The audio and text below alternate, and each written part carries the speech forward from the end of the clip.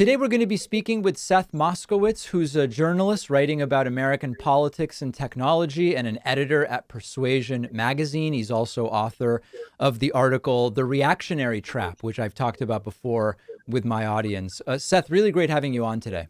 Thank you very much for having me. I'm excited to be here. So, I mean, just to start with, let's talk about. I have made the case to my audience that much of what is currently associated with the American right wing is not really conservative by any definition of the term, but is really a sort of neo-reactionary movement. Can you talk a little bit about when we say reactionary, what are the characteristics of a reactionary political movement or positions? Yeah, well, fundamentally, what a reactionary is somebody who wants to go back to the way things were before, politically or socially. Essentially, they want to roll back the clocks. So, where a progressive might want to see some form of change to push things into the future, conservative might be a little bit more focused on tradition and skeptical of change, but maybe more open to it. A reactionary is somebody who wants to roll back the clocks to the way things were before. Um, and so, in my article, I lay out two things that I think kind of are hallmarks of a reactionary. The first is that they lose sight of any sense of proportionality. Something that they see as a threat, they are unable to kind of judge if it's a five-alarm fire or if it's something that's kind of a minor threat that they should be minorly concerned about. And the second is that their politics becomes one of opposition. They lose sight of their principles and their values and the things that they want to see in the world, and they become focused only on opposing things that they dislike. Now, in hearing that, it really sounds like Trumpism, right? I mean, like when I hear you say that, I think, okay, so a movement of opposition. Here's something Joe Biden wants to do. Nope, we don't want him to do that. Here's something Barack Obama did. Nope, here's why we're going to undo it without really bringing policy proposals to the table. And also the fear piece, which is critical race theory is going to be a disaster with no proportionality in terms of is it actually something that's being taught? Trans bathroom issues or trans women in sports with no sense of the scope of these issues. Am I right in applying it in this way? Yeah, I think so. And I think the important thing that I've noticed is that really what it feels like to me is our dividing line in politics seems to be this culture war. And I think what happens with reactionaries is they kind of glom on to the politics of the day and the things that's making people most furious and most angry. And today that's the culture war and social issues. So when I think about who is a reactionary in contemporary politics, I don't think about what their positions are on tax policy or healthcare as much, because really, like, it seems like today in politics you can kind of have opinions on those issues and be on the left or right. What really matters and what really feels like the dividing line in politics today is cultural issues and social issues. So the reactionaries that I see are focused, like you said, on critical race theory in school, on like the current fear about gender being taught in elementary schools, Black Lives Matter, all these cultural, social issues that seem to have taken over our politics today. I think those are where reactionaries are glomming onto and are really tacking and saying, we see these changes that are happening and we want to go back to the world before those changes were happening. Now, in the article, The Reactionary Trap, which we will link to, you also point out the left is not immune from this, and also that social media has a role to play in kind of creating these fear-based reactionary, almost like feedback loops. So can you talk about that a little bit?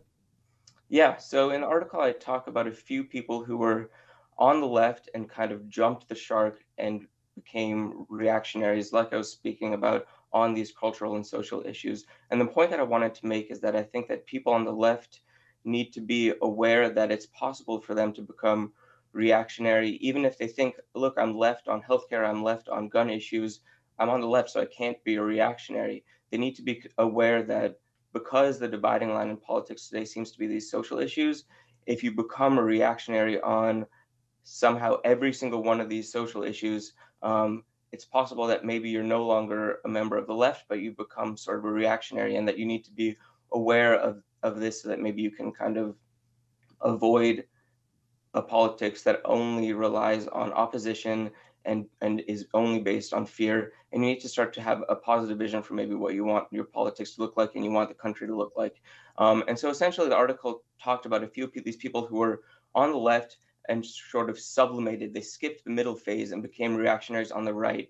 I think a big part of what happened to them is that they got involved on Twitter. They started to get a feedback loop of people who were rewarding them for criticizing the left on social issues. They built up an audience of those type of people, and then they were unable to criticize the left on any issues, and they sort of became reactionaries out without any real thought about what was happening to them, just by following their instincts and following their social media following. Yeah, I can kind of understand how it can happen because, over the last many years, I've waded into topics like, for example, when the term regressive left was a big thing. I was glad to say, hey, you know what? There is this thing of people who operate under the label of being left, but they're really quite authoritarian. And that's not a leftism that I recognize, right? For example, which to me is relatively uncontroversial, like these things exist in any political movement. And there was a reaction, a very loud reaction from a slice of my audience focused exclusively on that, which if I had just latched onto that, it probably would have pulled me into a completely different audience. Maybe it would have been lucrative. Maybe it would have allowed growth. I was only interested in going as far as I believe the facts suggested on that, but it seems like you will very quickly start hearing from a slice of your audience and they will pull you towards those views. I think that's 100% right. And it's oftentimes going to be the loudest and most active part of your audience. And so you're going to see all these people reacting to the thing that you said that was maybe the most exciting. And you're going to say, oh, wow, maybe this is like what's getting my audience excited. I should give them more of this content. It's called audience capture. And I think it's something that the blue checks on Twitter and a lot of these people who are maybe more reactionary on their social views get a lot of a response from those people on Twitter, and they get really pulled into that world. And I don't think it's only something that happens on the right. I think it can happen on the left too.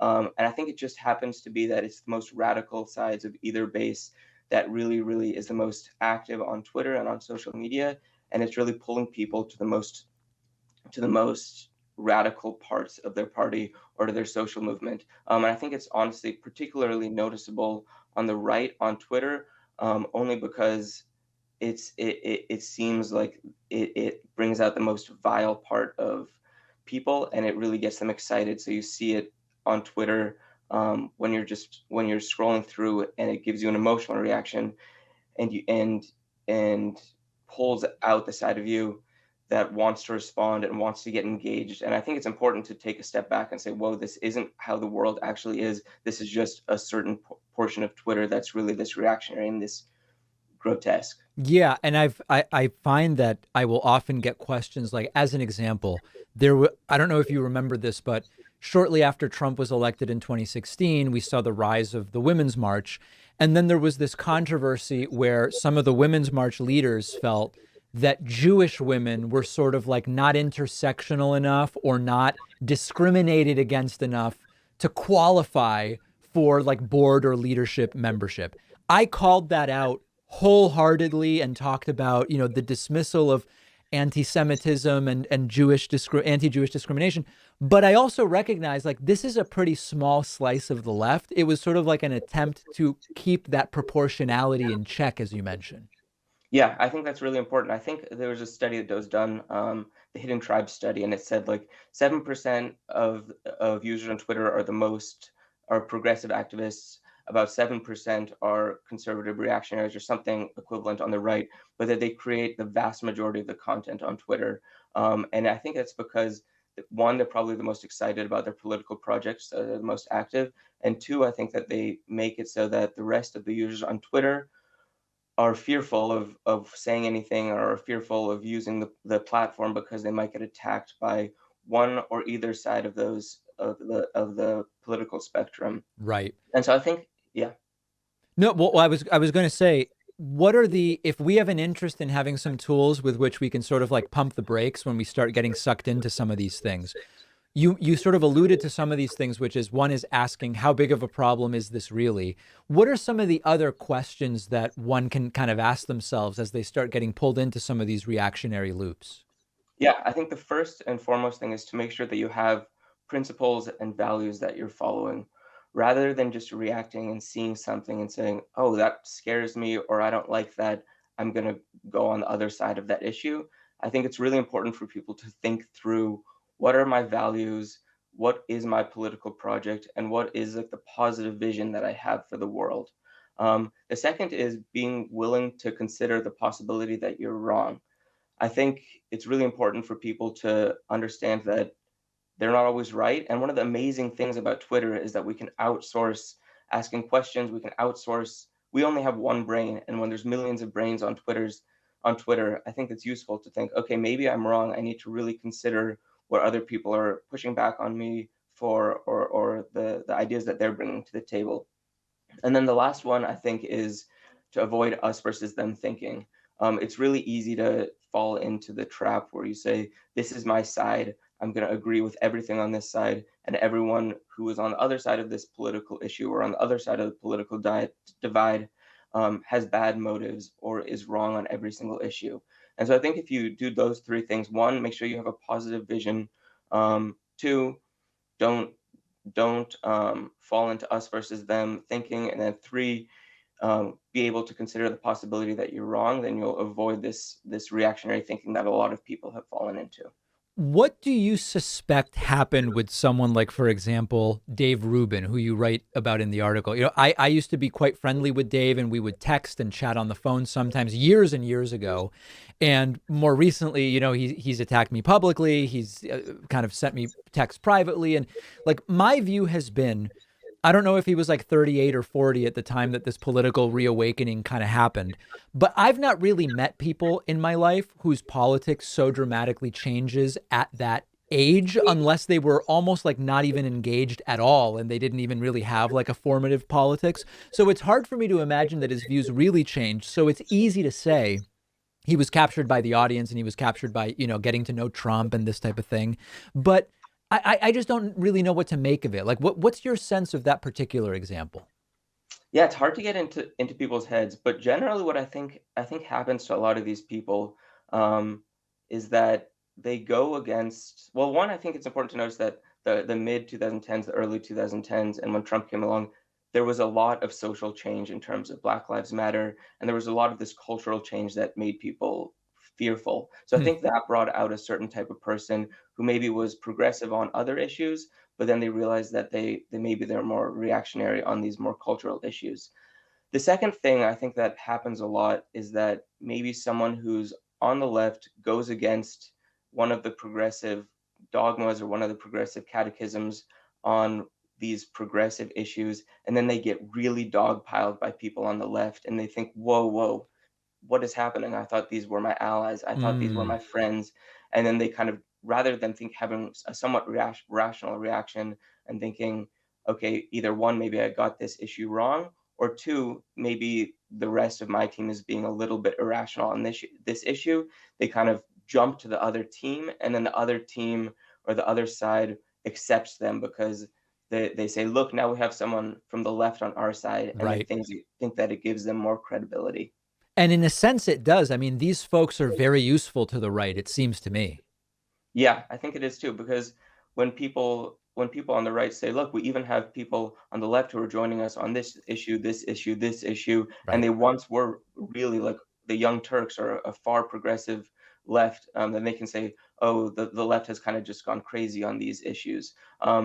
And maybe there is some time for reflection on both sides. Like the left could say, really think through: do we need to be dogpiling people who go against us on one specific issue? Is it really worth like ostracizing somebody and kicking them out of our club just because they go against one of our progressive dogmas?